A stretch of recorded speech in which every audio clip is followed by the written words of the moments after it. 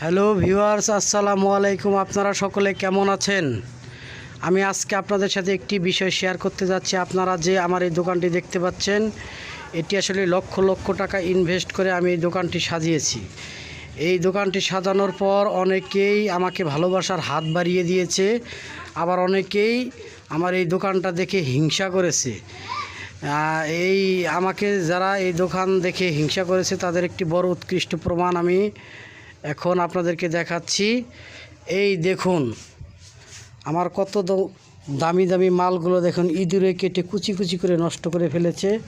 এটা আমি আপনাদেরকে দেখাইতেছি। এই দেখেন দামি দামি চপস্টিক নুডলসগুলো ইঁদুরে কেটে নষ্ট করে ফেলেছে। এই দেখেন আপনাদেরকে দেখাইতেছি। এই দেখেন ভাই, আমি আসলে একটা লস প্রজেক্টে আমাকে ফালাইছে। এই যে দেখেন, আসলে কথায় আছে চোরের 10 দিন গৃহস্থের 1 দিন। আসলে চোরের 10 দিন চলে গেছে, গৃহস্থের 1 দিন চলে এসেছে। এই দেখেন আমি ইঁদুরটিকে ধরার জন্য দীর্ঘ 1000 টাকা নষ্ট করেছি।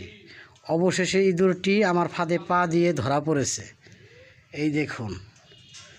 হ্যালো ভিউয়ার্স, এখন আপনারাই বলে দিবেন এই ইঁদুরটার কি শাস্তি হতে পারে। আপনারা অবশ্যই কমেন্টস বক্সে মতামত জানিয়ে দিবেন। আপনাদের মতামত অনুসারেই এর শাস্তি কার্যকর করা হবে। ধন্যবাদ সকলকে।